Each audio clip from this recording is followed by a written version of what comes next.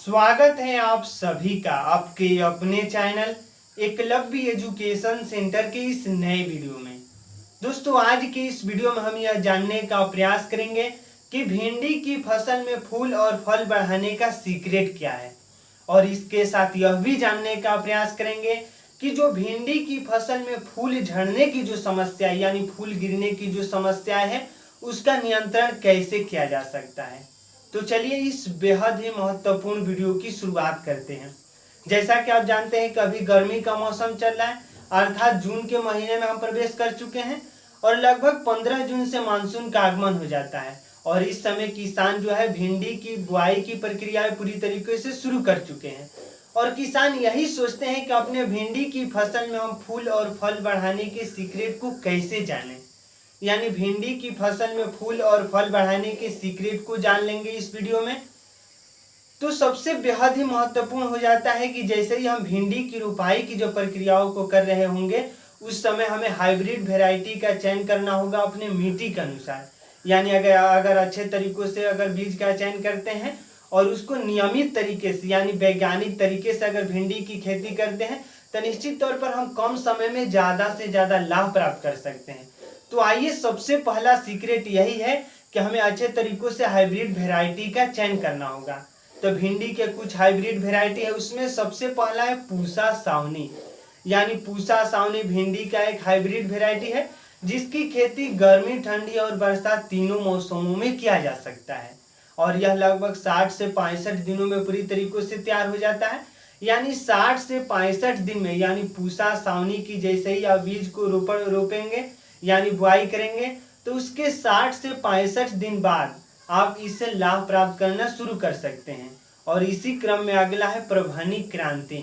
यानी प्रभानी क्रांति भिंडी की एक हाइब्रिड वेराइटी है और यह लगभग 50 दिनों में तैयार हो जाता है। यानी 50 दिनों में इसमें फूल और फल देखने को मिल सकते हैं और यह गहरे हरे रंग का होता है।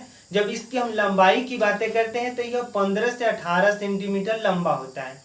यानी प्रभानी क्रांति का जो पौधा होता है यानी भिंडी का पौधा यह 15 से 18 सेंटीमीटर लंबा होता है। और इसी क्रम में अगला है अर्का अनामिका और अर्का अभय।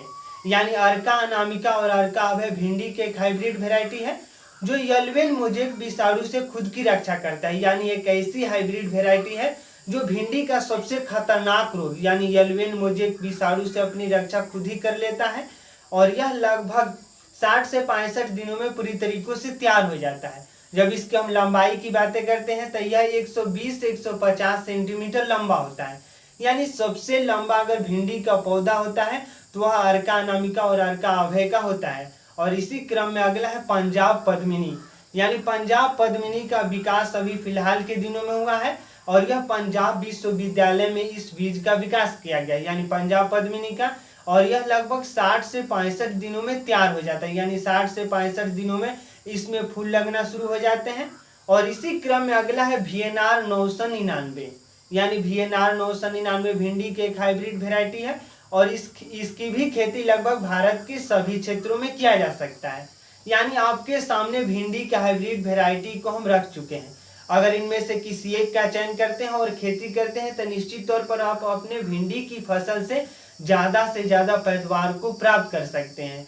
यानी ये पहला सीक्रेट यही है कि हमें अच्छे तरीकों से हाइब्रिड वेराइटी का चयन करना होगा।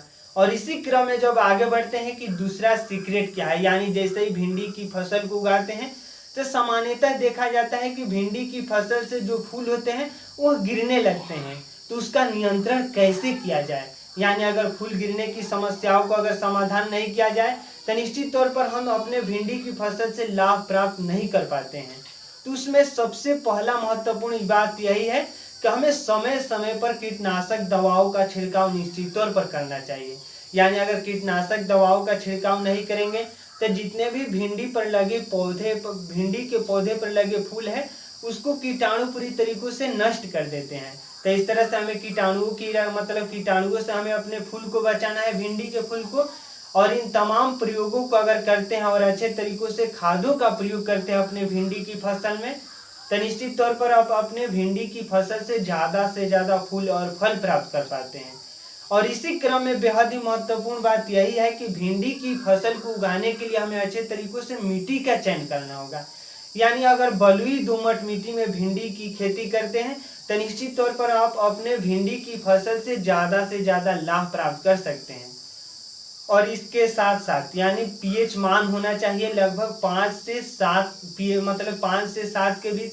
यानी अगर आपकी मिट्टी का पीएच मान 5 से लेकर 7 के बीच में है, बलुई दोमट मिट्टी है, अगर उसमें गोबर का खाद प्रयोग करते हैं यानी सड़े हुए गोबर का खाद प्रयोग कर देते हैं अगर बुआई से पहले ही, तो निश्चित तौर पर आप अपने भिंडी की फसल से ज़्यादा लाभ प्राप्त कर पाएंगे।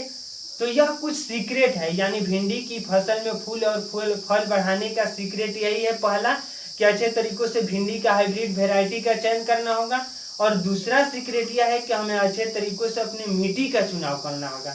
यानी जहाँ कहीं भी अगर हम भिंडी की फसल के उगाने के बारे में सोच रहे हैं तब बलुई दोमट मिट्टी का चयन करना होगा, और इसी क्रम में खादों का प्रयोग करना है, कीटनाशक दवाओं का प्रयोग करना है, और सिंचाई समय समय पर करना है।